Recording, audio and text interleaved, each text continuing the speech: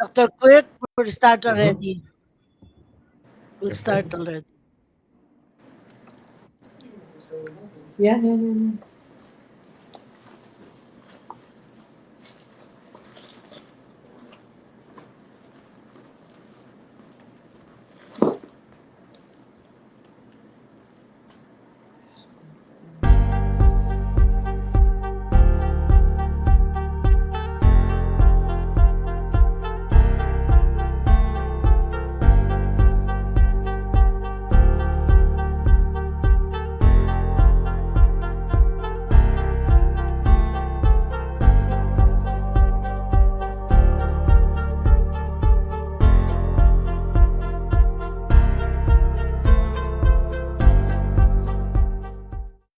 18, hindi ko alam magkano.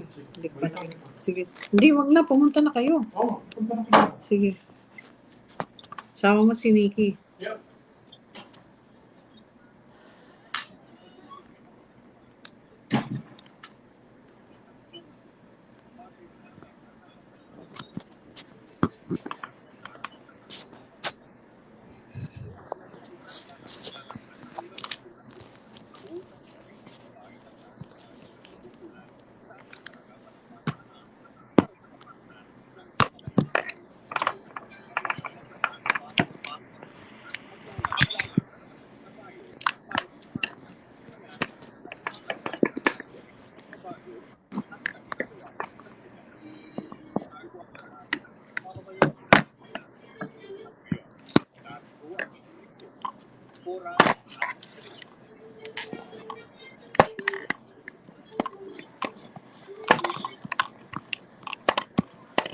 Good afternoon, one and all.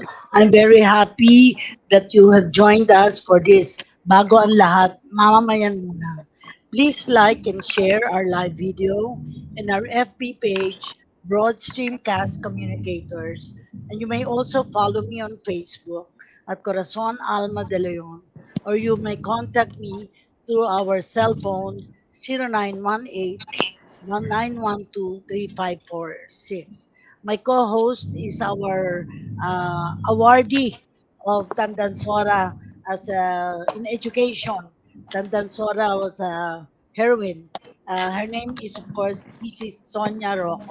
Please greet our guest and, of course, congratulations as well for your Thank getting this you. award. Go ahead, Thank Sonia. you. Thank you, Cora. Um, the indefatigable Cora.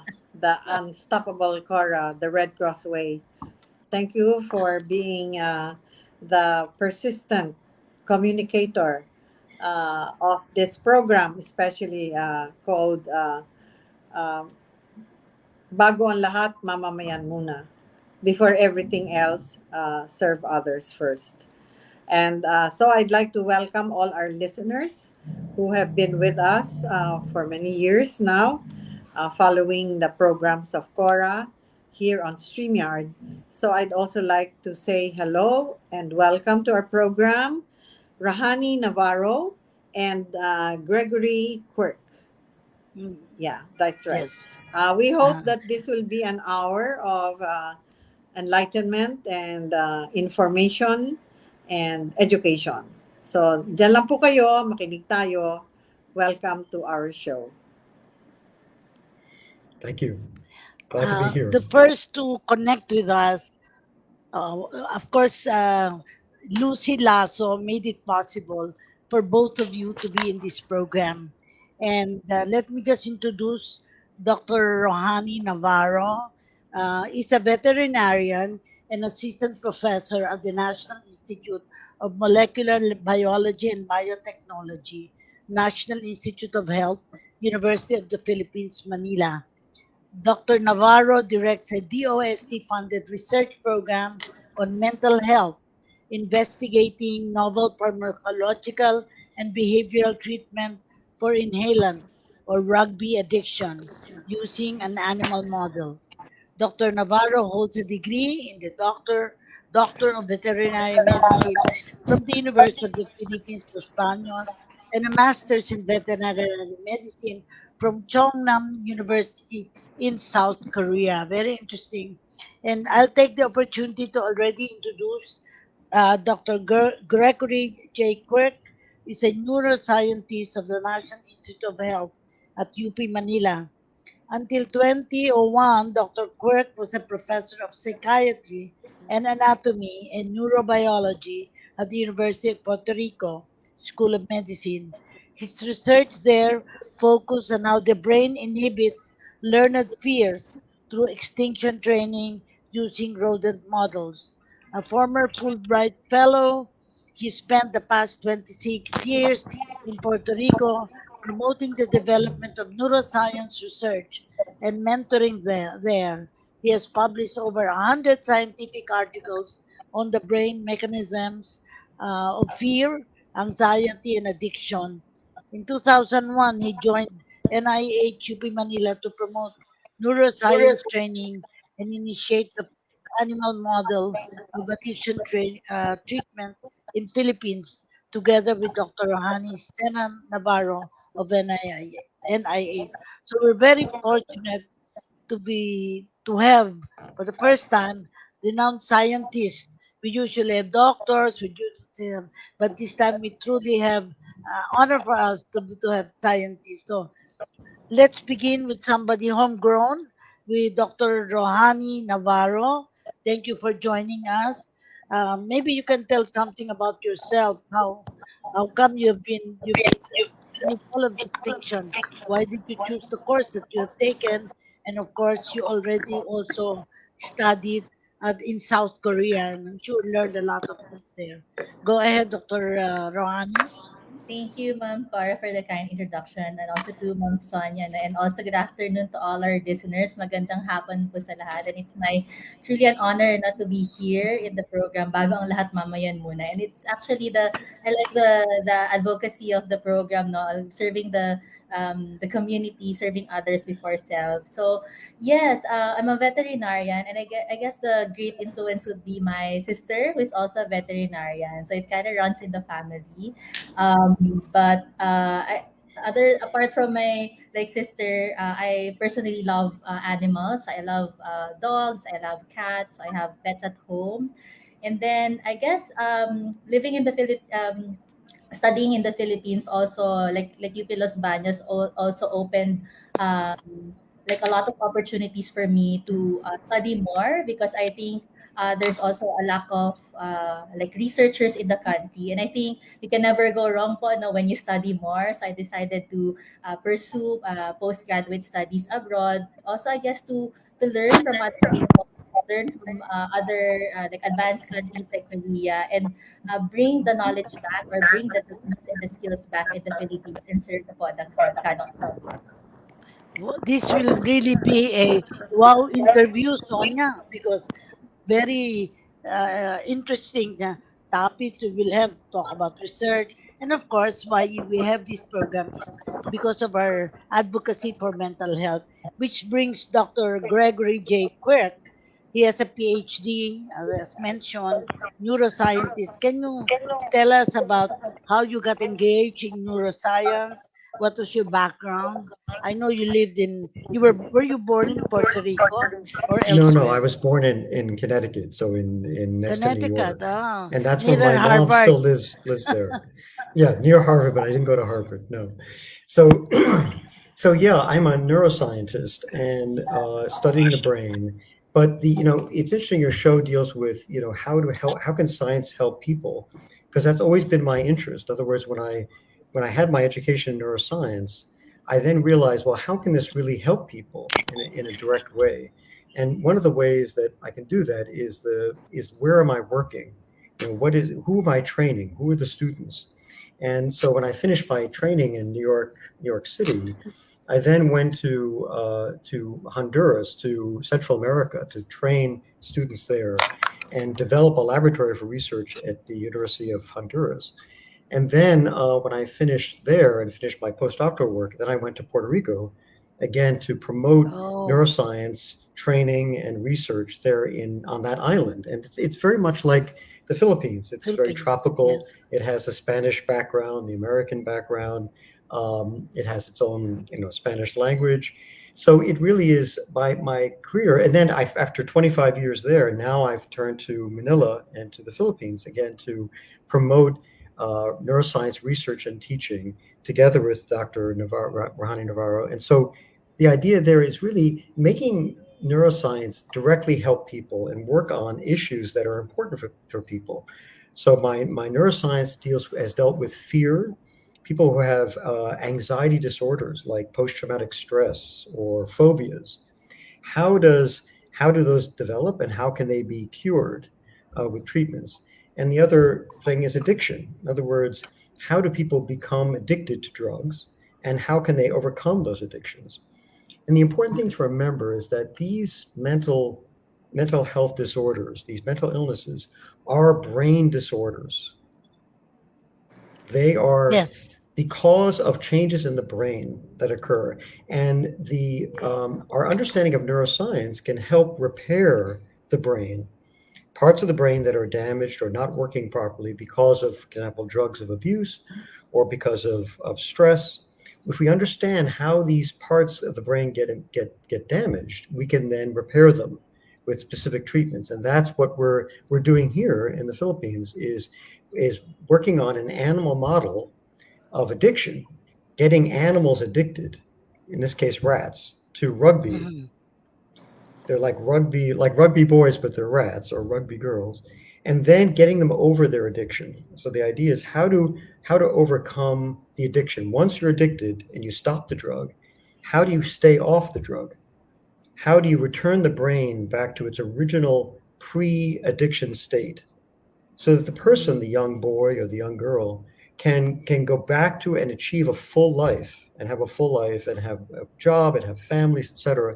We shouldn't give up on these young people. They're entitled to a full life. And so the idea of the neuroscience is how can we bring their brain back to where it was so they can continue on the path that they're entitled to. Of course, we all know because of the pandemic, a number of people have been affected and had developmental health issues in the family, and the, our government agencies have to deal with that. So, and of course, it is useful to let us know on your part how you have moved in this direction of being able to help. Through research, you'll be able to help our country, Department of Health, our, of course, the Department of Science and Technology, that is really engaged in your particular research. Sonia, maybe you can ask your question that Yes, yes, will give us. Go ahead. I have a question which I think Dr. Both. Quirk can respond to, and this is more like you said that the brain is a very important aspect of the neuroscience that you are in. How about the emotions? How much is it a part of the brain, or does Yeah. it belong somewhere else? Well, yeah, we think about like love and the heart, but really, love and fear and sadness, all those things are in the brain. So it's the Together, brain that yeah. really produces those emotions, and we kind of live by our emotions in a way, but the brain is producing all of that. And if you have mental health disorders, so example depression or addiction, it can affect how those emotions play out in the brain? How are they produced? Are they correct for the context of the association or the situation that you have? Is that emotion the proper emotion for that time? Is it a healthy emotion, or is it a disadvantageous emotion? So not all emotions are useful in a way. And for example, people with phobias are very afraid of Yes. whether it's spiders or snakes or airplanes. This guy can be extremely afraid of that when there really is no great danger. So we have to sort of teach the brain, not to be afraid when there really is no danger. And for addiction, it's similar in the sense of people who are addicted to drugs, their brains are automatically seeking the drugs. They almost can't control that. And so we have to understand what are those circuits in the brain that cause a person to seek out the drugs and seek out places to find drugs. Mm. And we can modify those circuits and they no longer have to do that. I Mhm. remember, Mr. Quirk, that Dr. Quirk, that somebody said once. I heard that even sex is in the brain.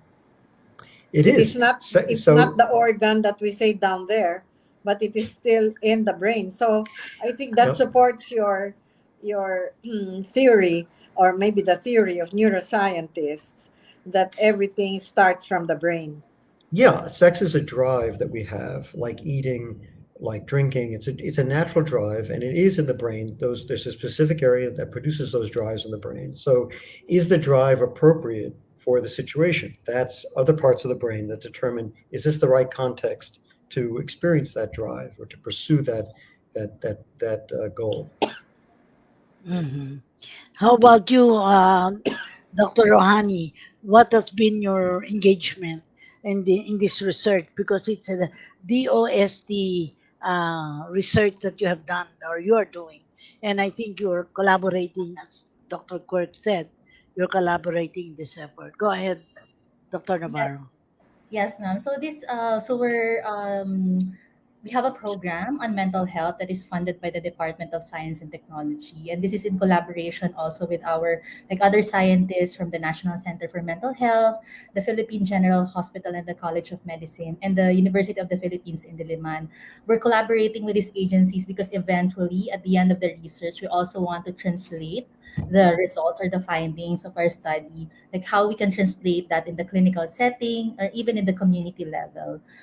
So this mental health program that we're studying is a study on addiction. So as you might already know, the drug abuse is a big problem. Not just that it's not a unique problem in the Philippines, but it's a problem All over the world. all Yeah. over the world. No, the drug abuse, and particularly the volatile solvents or the inhalants like toluene or rugby, as we know po, is a big problem in the Philippines. And even the WHO recognizes the rugby or the inhalants as a third most abused drug in the Philippines, next to marijuana and tranquilizers. And as you might already know also that it's more common in adolescents, especially in more higher prevalence in boys than girls. That's why we have this so-called rugby boys term in the Philippines, but it's still I believe present in the country. Now this when there's drug abuse or drug abuse of toluene or rugby, there's a long-term effect. It damages the brain. It causes depression, fatigue, anxiety po, to adolescents. And unfortunately, there are very limited studies in studying in the like treatments for toluene, and there are problems because when these children or Yes. adolescents stop the use of they cease the use of toluene or rugby. There's a problem also Mm. of withdrawal and craving. So when there's withdrawal, you have the symptoms and this craving, it triggers relapse. And that's really the problem that we're trying to address in this study, is to overcome withdrawal and craving.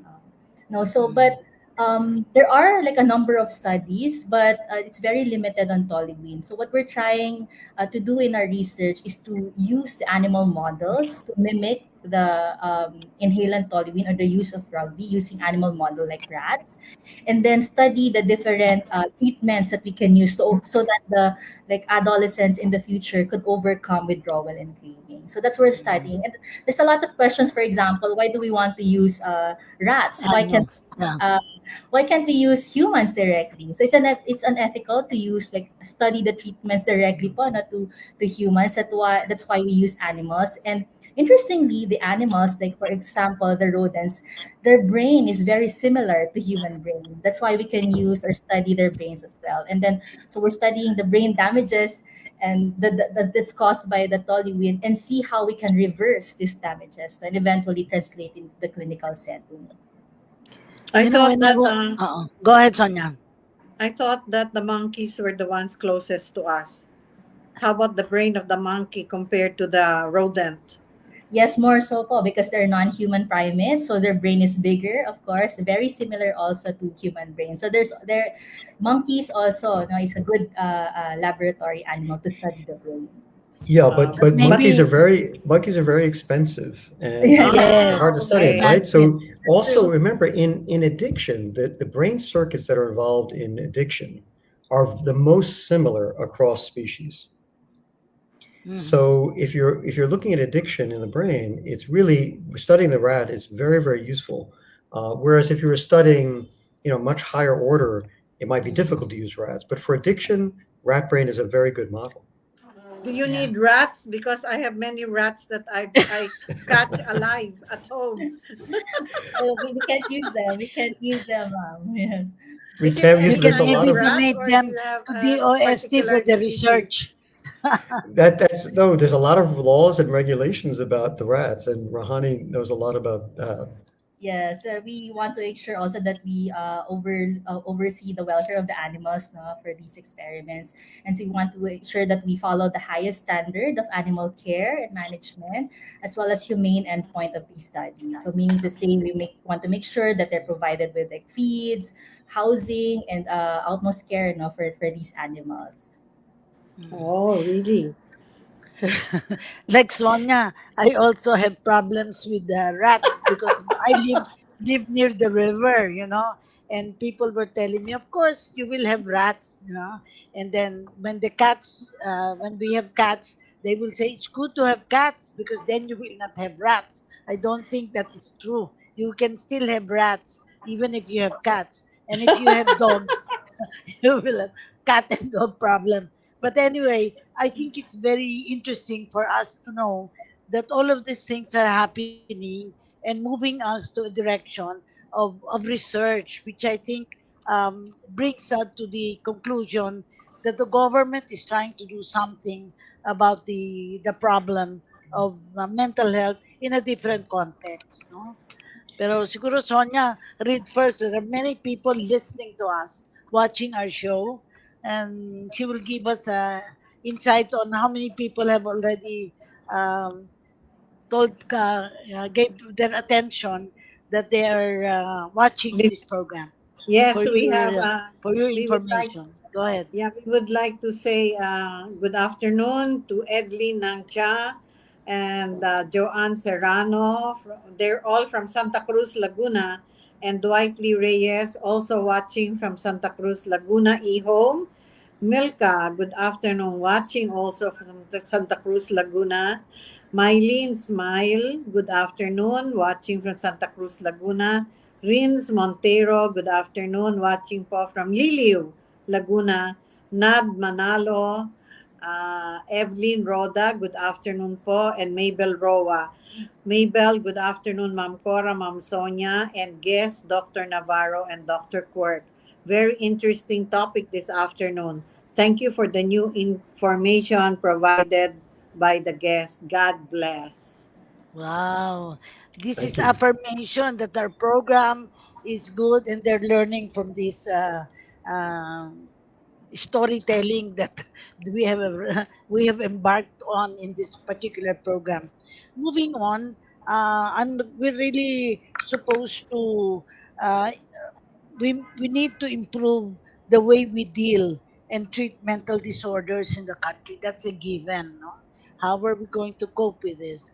And the mental health law help in a way bring to bear to our communities how important it is to do something about the situation.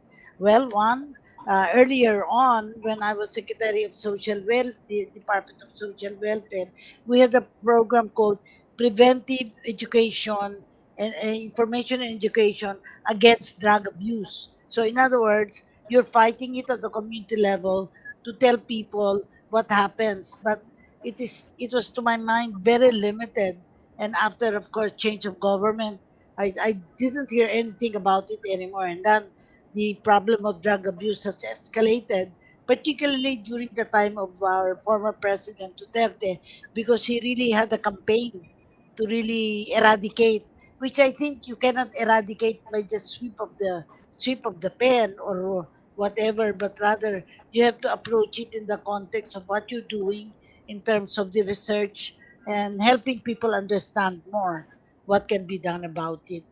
At this point in time, Dr. Quirk, where are you now in this particular research or undertaking you're doing? Because how long have you been here in the Philippines? So I've been here for 1 year, but we started this 2 years ago, and we were Earlier, doing it yes. because of the pandemic. We were doing it over Zoom, But so the grant is now 2 years have finished, and we're starting our third year of the grant. So the idea is to really, when you talk about the society, that the idea is to rehabilitate people who are struggling with drugs. Again, it's a mental health disorder that can be treated, and there are medications and there are behavioral treatments that can be done to bring, as I said, bring the brain back to where it was before the drugs changed it. And that is the hope, that everyone who is addicted to drugs can get off the drugs, stay off the drugs, get through that withdrawal, and then go back to leading a more Normal, normal yeah. and fulfilling life. And that should be always the dream of everyone around addiction, is to bring people back to where they were before the addiction, and so they can continue their journey, their goal. And so the idea of the animal model is to find, as Dr. Navarro said, that area, that withdrawal, once you stop the drugs, then problems start, in the sense that the person can feel withdrawal, and then they feel anxiety, their social behavior is very bad, their memory is very bad. But these things can be repaired. In other words, you hear a lot that rugby ruins the brain. Well, rugby, like most drugs, modifies the brain, but it is Hmm. not permanent. Hmm. Oh, Let me make okay. that clear. That modification of the drug is not permanent. The brain can be reversed back to its other state, to its pre-drug state, if you have the right behavior, and also certain medications that can help the brain, help the circuits go back to Function. their normal state. Exactly, and that's what Mhm. we're researching in the rats. We're giving them certain drugs and certain behaviors once the rugby has stopped, to bring them Mhm. back and to help them overcome the withdrawal. And if we can find things that really work in the rats, then we want to move to The kids, to humans. people, Yeah. right, to humans, and see if it'll work for them. And if it does, then that's something the government could then promote to, again, persevere and rehabilitate people who have been struggling with drugs. It's not a moral issue, it's a biological issue, it's a brain issue. And the brain can be reversed back. It can be Mhm. healed. Dr. Quirk, Mhm. talking about reversing back, what are the other Mhm. functions where you can reverse back? Like memory loss, can you reverse Yep. that back? Yep. The memory loss, the increased anxiety, and also the social behavior, social problems. We actually test with rats social behavior. We put a rat with other rats and ask, does the rat interact normally with these other rats, or does it avoid the other rats? In other words, we can test the social behavior. Rugby impairs that social behavior. And again, the treatments we're looking at, we're hoping can bring it back to a more normal state, a more healthy state. So all of these things. I mean, obviously, if you're high on rugby, you're high on the drug. You're hallucinating, Mhm. and all these things are happening. We're not really studying that. We're studying, once the drug is stopped, what can bring you back to a normal place and help you Turn. not to go back to the drug. Don't relapse. Stay off the drug. And the brain needs help initially, those first few weeks and months, to stay off the drug. And then it's fine. And then you can stay off the drug. Mhm. I'm Because some, referring to yeah, go ahead, memory Sonia. loss. I'm Mm. referring to memory loss of dementia and Alzheimer's. For Is there a way seniors. of bringing the brain back? Well, so those disorders are more difficult because they involve a lot of cell death and cell loss. So you lose a Yeah. lot of cells of the brain, and then the brain doesn't make new cells. So when you've lost a bunch of cells, they're gone, and you don't regenerate them.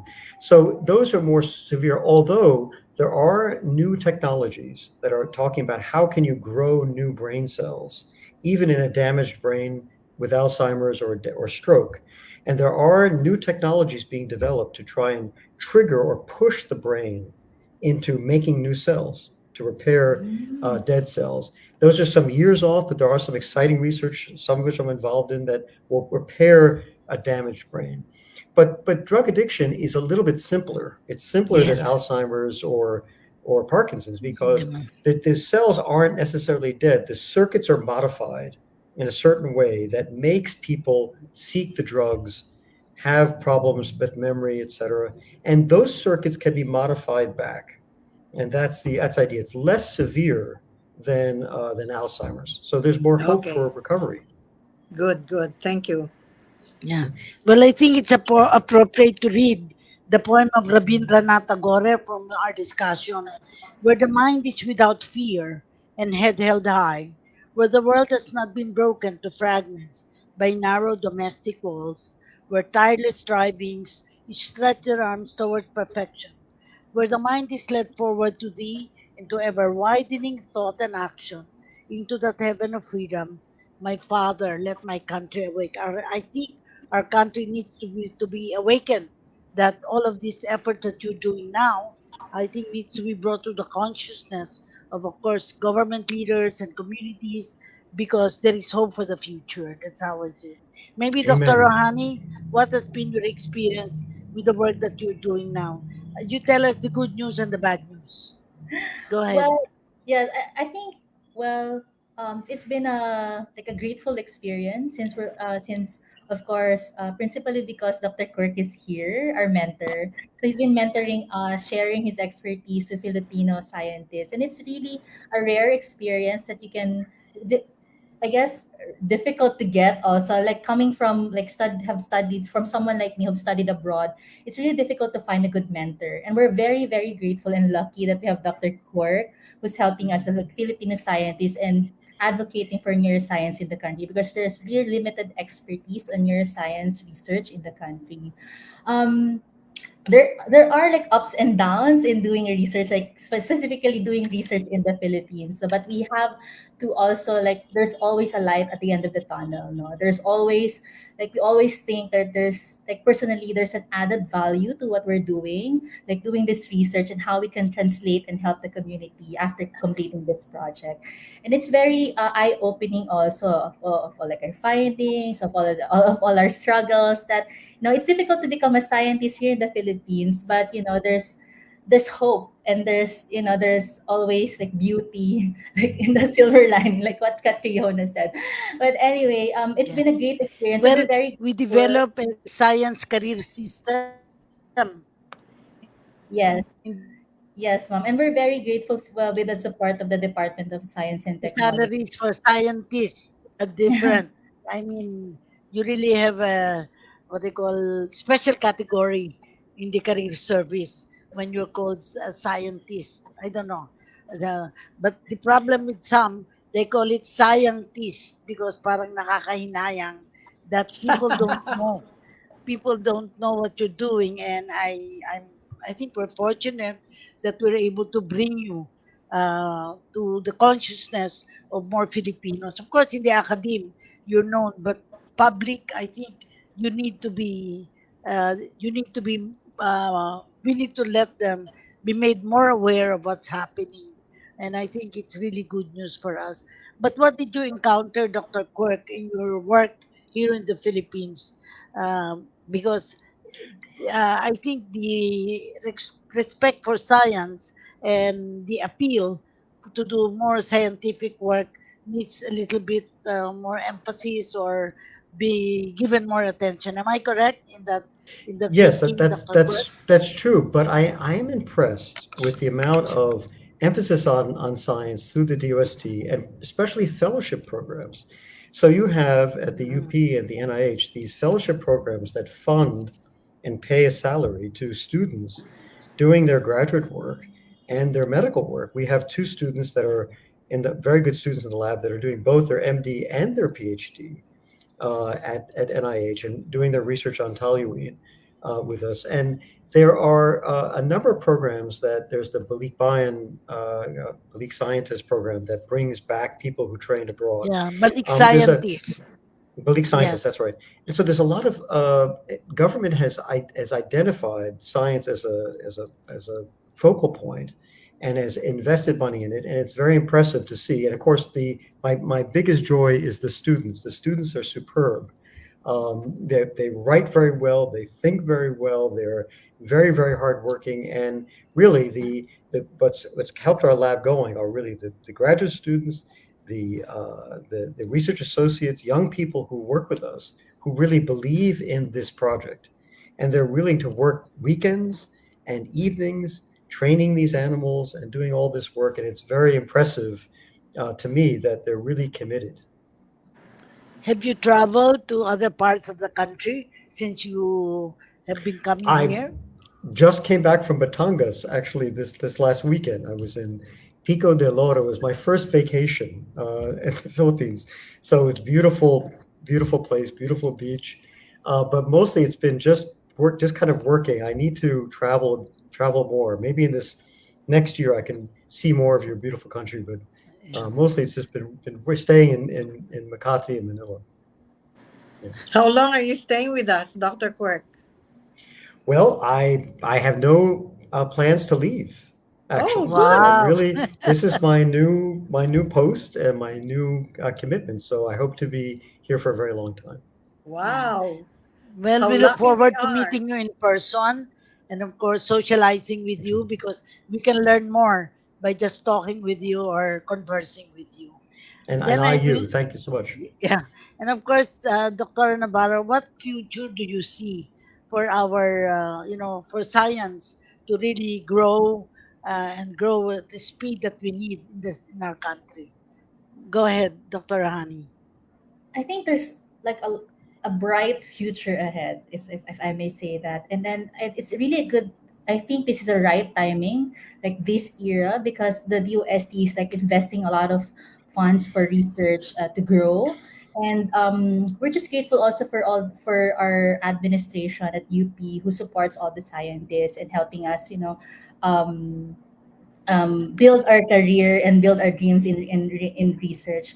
There's a lot of things that needs to be done, I would say, and not just in mental health, but also in other areas. There are a lot of priority diseases under the mental and under the national health research agenda in the country. So, and mental health is one. And right now, I think we have to focus also on like preclinical and clinical research, so like what we're doing now, because there's a lot of things that needs to be discovered. Let's say just for example, like the brain across ages and sexes is different. So right now we're writing a grant to study the brain both of the male and female animals so that we can have like a tailor fit medicine or tailor fit treatment for both male and female. So that's what we're studying now. And I think as a young researcher like me, I think for all the scientists out there who are listening, don't give up, because I believe there's a future of a science for scientists here in the country.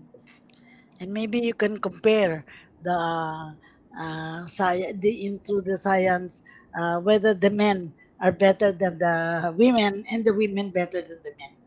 Is that possible to find out, Dr. Quirk?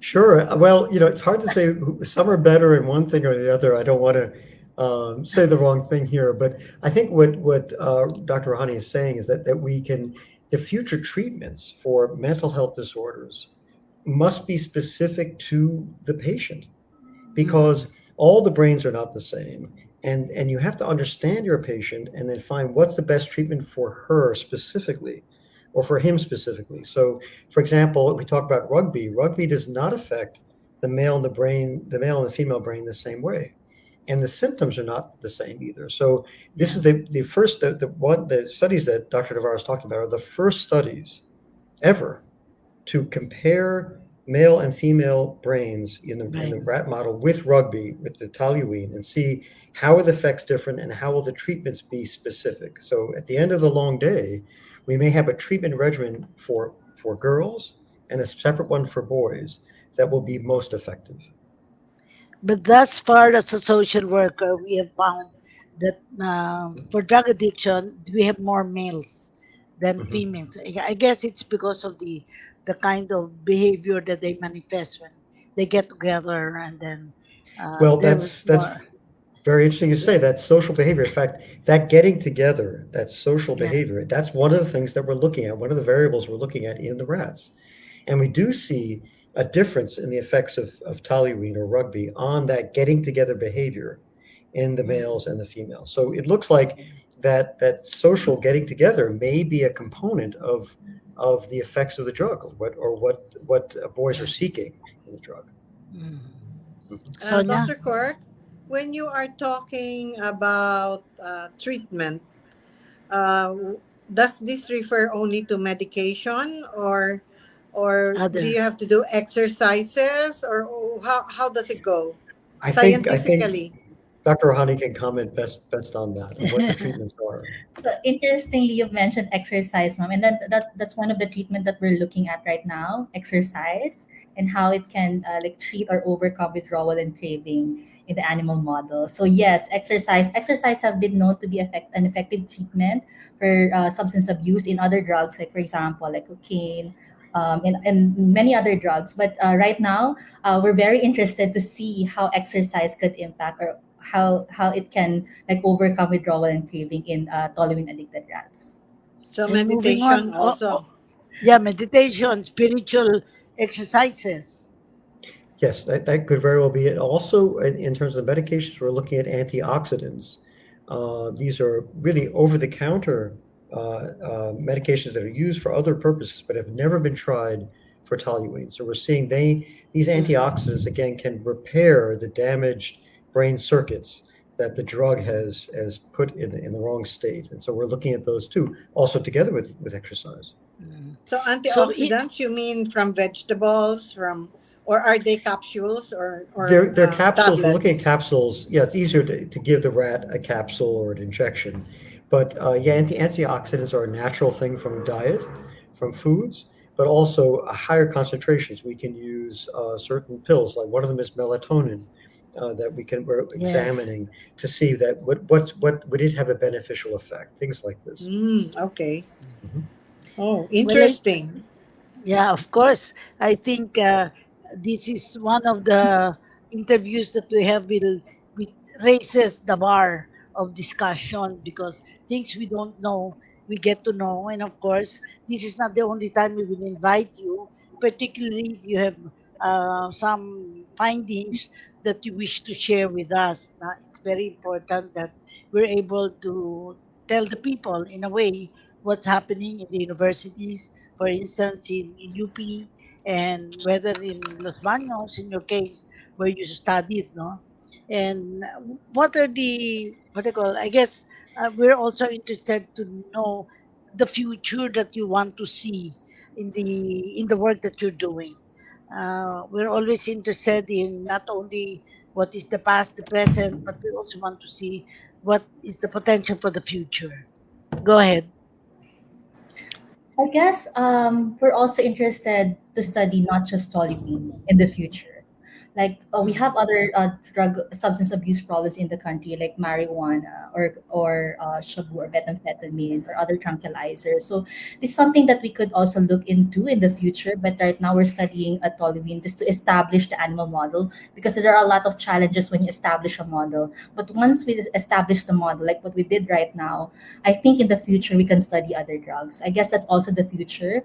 Another area that we can also look into is I think the end goal is really the translation because we're using animal models. How do we translate this in in the clinical setting in the human, and making sure that these drugs also are effective when we give this to humans after these preclinical experiments.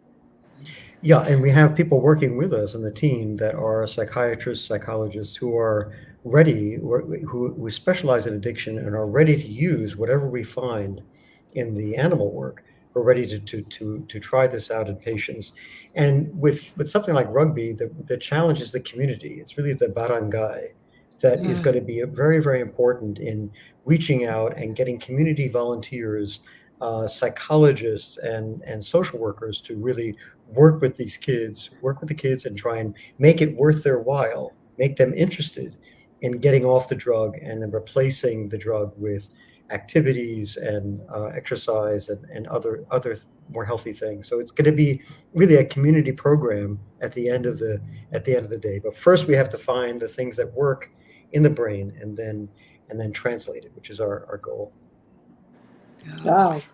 This is really a wow interview, Sonia, because Very we feel impressive. that, Very yes, impressive. yes, we cannot help but really be amazed at what you're doing and you're doing with the passion, the way you're explaining also the work. Because first you have to believe in it. I Mhm. really feel.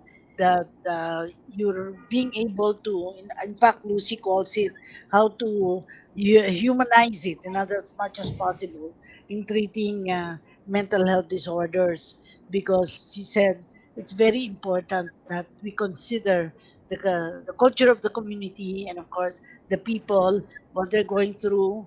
For instance, the poverty in the Philippines is well noted, and therefore it affects also the functioning of people, because the needs that they are not able to meet, among others. Well, we're fortunate. We have 5 minutes before we close the program, because we have no, we have actually 10 minutes, because we will end at 5:55. So we'll try to manage the time and give maybe a summary of what the people ought to know. Maybe we can begin with Sonia. What question you still want to ask from our resource persons? Go ahead.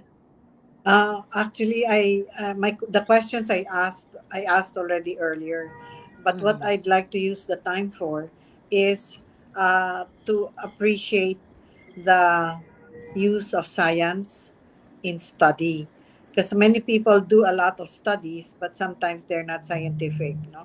And I Correct. think with the framework of science, it gives you the confidence that it is not something that's just been imagined or tried haphazardly, but that it has been subjected to a lot of trial and error to find out what is really the dominant result.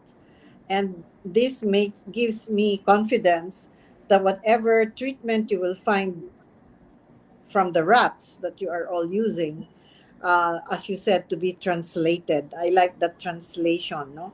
That it could be translated in a way that will benefit the greater good. And now I also realized how important the brain is. I thought that the brain was just, if you're bright and Yes, you have high yes. IQ and Uh, etc. But now I know that it is the controller. It controls a lot of the functions, even of emotions, even of the physical. So that was for me a good learning that I got from Dr. Quirk, and also from Rahani. You have shown us that uh, as a young scientist, you said, no, you are hopeful of the future, that a country like the Philippines with many bright young people will help in this endeavor. Both you're working to make us a more scientific to use more scientific approaches to the solutions of our mental health issues. So thank you very much, Dr. Quirk, and I hope you really stay as long as you want. And also Rahani for being there for our scientists. Thank you. yeah. Well, we did some work for Balik Scientists when I was chairman of the Civil Service Commission, because we were sure that when we bring back the people who have studied abroad, it will help our country move further in this quest for new knowledge and strengthen um, the, the the capacity of our educational system as well. And I think the especially interview when is you're not good. Yes, Yeah, go when you're ahead. thinking about building neuroscience in the Philippines, Yes. well, where are the neuroscientists? Ultimately, we want to be training the young people who will be the neuroscientist researchers of the Yeah. future in the Philippines here. Yeah. So, Balik Scientist Program is get bring them back and have the university. The National Institute of Health has just built a brand new 19-story building. That will house all of the laboratories doing interested in mental health and all the different scientific techniques. And this is a beautiful building. And again, it shows the commitment the government has to using science, just as you're saying, Sonia, using science and scientific power and rigor to solve the society's problems. And I'm again impressed at the emphasis that the government is putting on science and scientific research and scientific training.